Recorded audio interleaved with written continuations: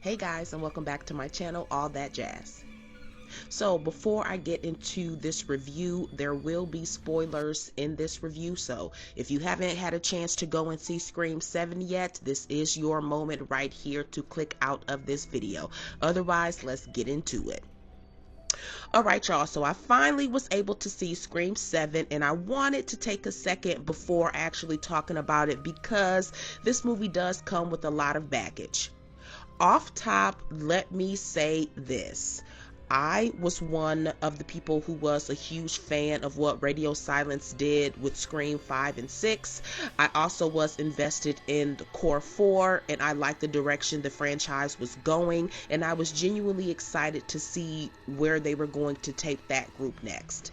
That said, I was very pissed with the firing of Melissa Barrera and all the changes that clearly came from that decision. I also didn't want Sidney to come back. I was one of those people who didn't think she needed to be in 5, and I didn't miss her in 6 at all. I also thought Gail should have died in the last movie too, so let me just put those things out there, okay? And I also didn't love how they kept announcing that Matthew Lillard and other past actors were coming back as a way to get fans reinvested in this movie. It most definitely felt like bait and like nostalgia panic instead of confidence. However, despite all of that, I went into Scream 7 with an open mind.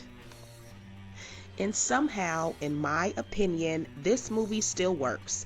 Not because it's perfect, because it's most definitely not perfect and it has its flaws, but because Sidney fucking Prescott carries this film on her back, okay?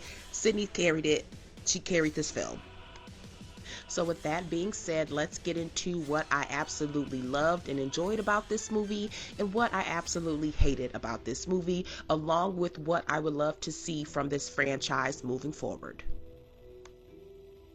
So for the things that I absolutely enjoyed, we can start with the beginning of the film, which is the opener. I actually felt the opener was pretty solid. I loved the Michael Myers-esque moments, Ghostface just appearing out of the darkness, that slow dread. I also loved too that this was a switch up where the girl actually had a boyfriend who was there and he dies first, and the girl being the one to have to fight back and defend herself. I actually did enjoy that, and she was kicking Ghostface ass. Now, I remember when I was watching the opener and that scene was happening when the girl was kicking Ghostface ass, I leaned over to my friend and I was like, yeah, the killer is most definitely a woman. That was my first thought just by seeing the opener. Now, the next few things that I really enjoyed about this film all fall in line with one another. So, yeah, they all go hand in hand. But the thing I enjoyed the most about this movie is Sidney Prescott. And I'm shocked to even say that because, like I said earlier, I did not want Sidney to come back.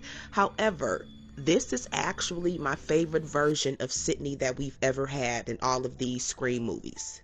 We've literally watched Sidney grow up through each and every one of this movie, from that shy, traumatized teen, college Sidney in number 2, young adult Sidney in Scream 3, and then in Scream 4 we have Sidney in her 30s, successful but still carrying this weight, and now we have this older Sidney, married, a mother, still traumatized but prepared.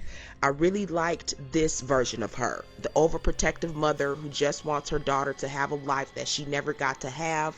And for me, that felt honest, like it felt earned. That's what decades of trauma really looks like. I just think of how they were able to give Sidney Prescott this adult version of Sidney Prescott's story. Makes so much more sense than the adult older Laurie we got in these newest Halloween films, this basket case fake ass Rambo. I hate to compare the two, but I much definitely prefer this of what we got for Sidney. I also love the dynamics between her and her daughter, and I really enjoyed her husband Mark in here too, and the ass-kicking teamwork that they were doing together. I absolutely loved it. Sidney also being prepared made sense. Like, I wasn't expecting the house to have this escape route, but when she went through this wall, I was like, oh, you're prepared. I absolutely loved it. And one thing that I absolutely hate when we have movies where we have married couples is when we have married couples where the partner can say something or mention something and their spouse just doesn't believe them and they question it. I absolutely fucking loved how Mark never questioned anything. When Sidney calls him and it's basically like, yeah, you need to get to where Tatum is because the killer just called and said he's there, he asked no questions. He didn't say anything. He for real just got there. That's a man who knows exactly who his wife is and what is needed to make sure all of them survive. So I really did enjoy Mark, Sidney, Tatum, their whole family in this. Now, bringing this into the next thing that I loved. Sidney and Gail finally matter again. One thing I really appreciated about this movie, and I don't think people are talking about enough, is the fact that this is the first Scream film in a long time where having both Sidney and Gail back doesn't feel like an afterthought. In Scream 5, let's be real, Sidney wasn't needed, and Gail wasn't needed either. They showed up, but didn't actually do anything that impacted the final act. If you removed them from that movie, almost nothing really changes. They could have did the final act with the Carpenter girls and even added Mindy to it if they really wanted to do something. But for me, I don't think they were needed.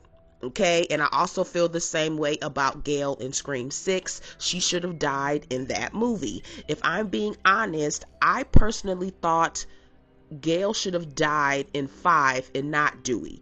Continuing his character line of being drunk, bitter, traumatized, who was going to be even more devastated after Gail's death, that would have given him a lot more depth to his character, because I was actually liking in 5, this is like, for me, that was one of the first times where Dewey's character wasn't a joke or comic relief. Like, that was some of David Arquette's best acting for me. So I just felt like I would have rather see him continue on than Gail.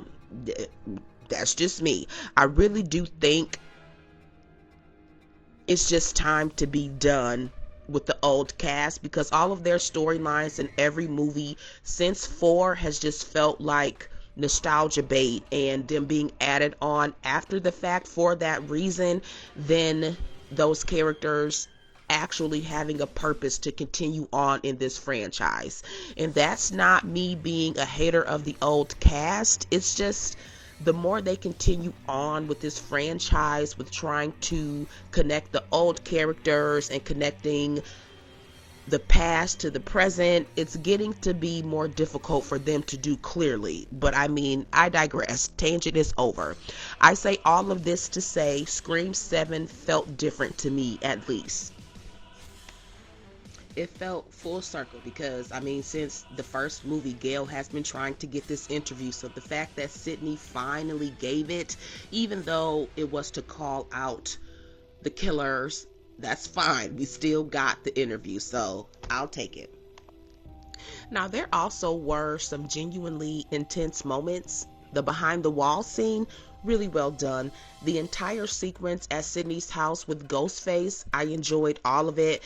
Again, Mark and Sidney fighting Ghostface in that moment was so good. To the moment where Mark is on the ground, knocked out, and then the next moment he's gone, it was most definitely giving me Michael Myers. Again, him running up behind Ghostface and attacking him and them fighting in the front lawn. I just absolutely love that entire sequence.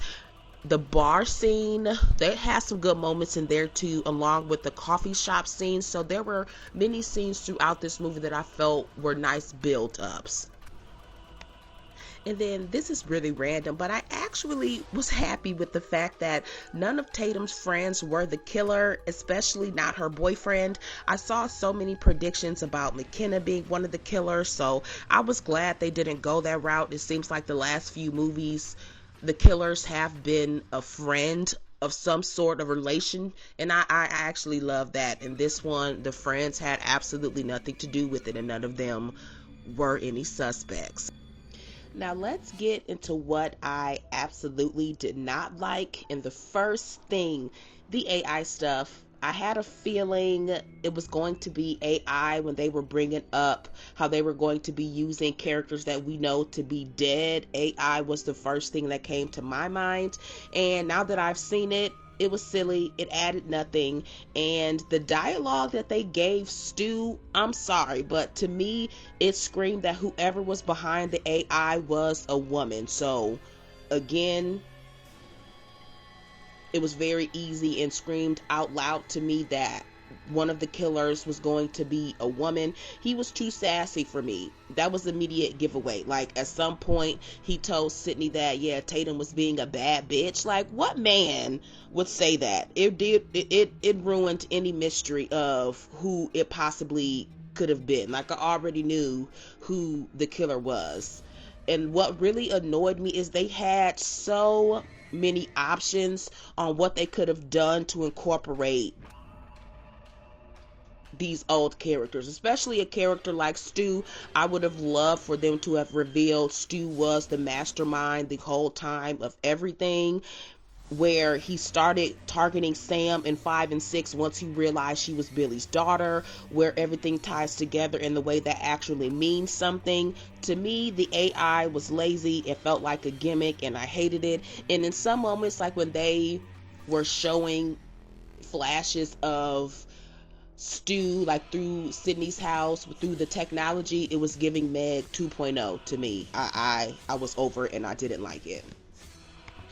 Okay, so next up, of course, is Chad and Mindy. I don't understand the point of even bringing them back. Like, what did they do? They did absolutely nothing. Them being there, they didn't advance the movie along. They didn't even get a chance to really investigate and see who the actual suspects were.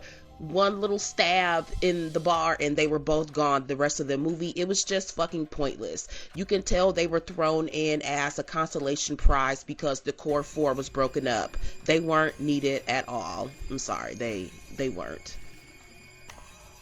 And then next up would be the forced continuity between this film and them trying to bridge the gap between the sixth movie, and that ties into, again, them bringing back Chad and Mindy, and then them even incorporating Cindy being absent from the New York battle, or, you know, that movie.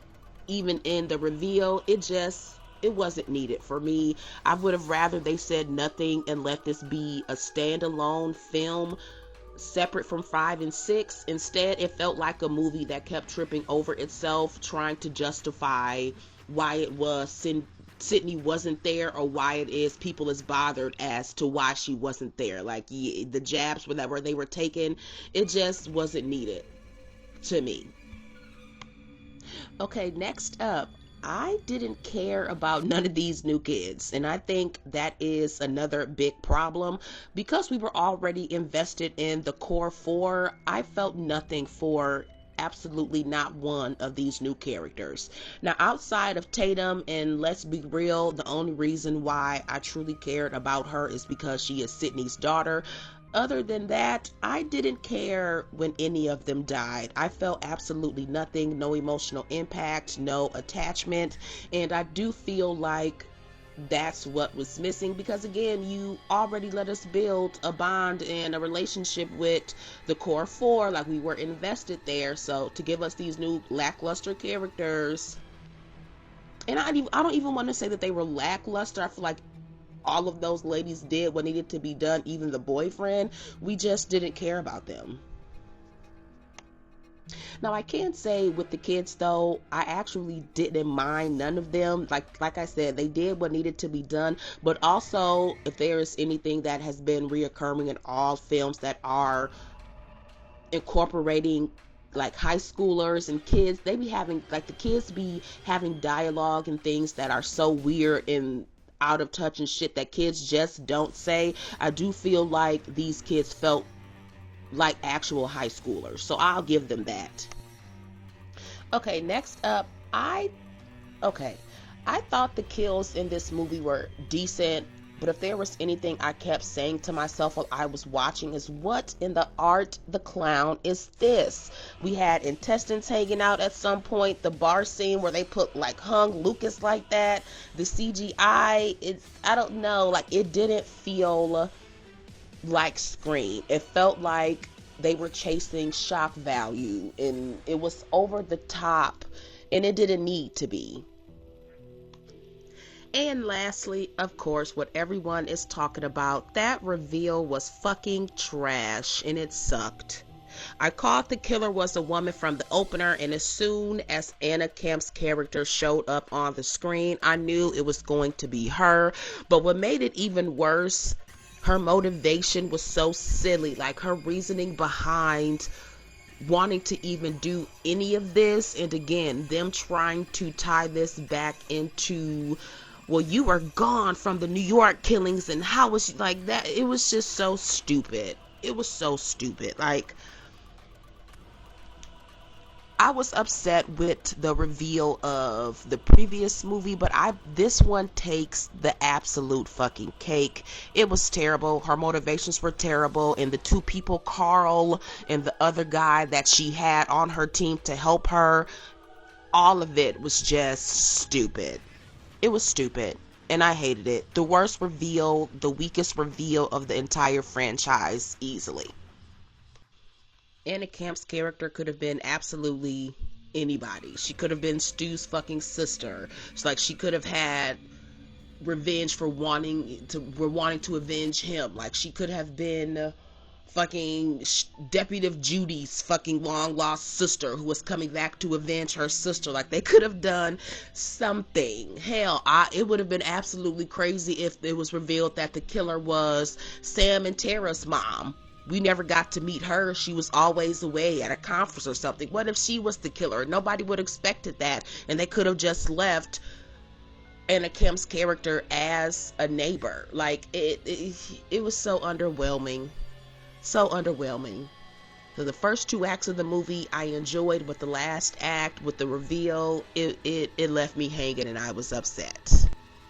Now with all of that being said, in my opinion, for me, Sidney is the reason this movie works at all. And them adding in her relationship with her daughter and her family dynamics is what saved this movie for me.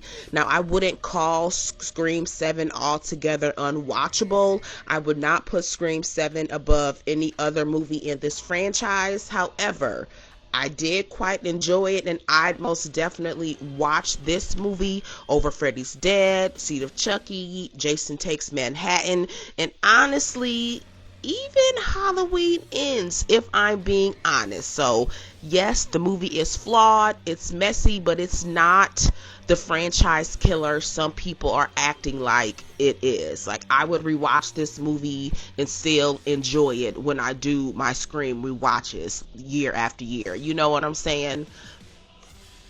Moving forward, I honestly hope they make amends with Melissa Barrera and do whatever they need to do to make that situation right, so we can get her and Jenna Ortega back and get the ending for the core four that we deserve. That's the only way I see moving forward, so they can close out that trilogy there, and then Scream 7 can just be a standalone. I wouldn't consider Scream 7 the trilogy movie for 5 and 6. Like, I hope whatever they come back with season 8 has everything to do with with 5 and 6, so we can close out that trilogy. 7 can be a standalone film. Okay.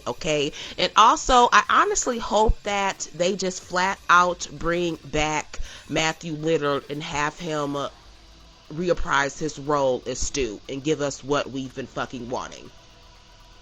At this point, I'm going to keep saying this. I said this about Game of Thrones too. There are so many ideas and theories out online for writers to continue giving us these movies and these shows where they're falling short and giving us lackluster shit. Just give us what we want and find a way to make giving what we want translate on screen in a way that we never thought, even with the predictions and things. Like, does that make sense? Like, I hope that's what the move is moving forward. If you are new to my channel, please like, comment, and subscribe. This is actually the first review I've ever done for a movie. I hope to do other content outside of Stranger Things, so be on the lookout for that. Until then, guys, I'll see you in the next one.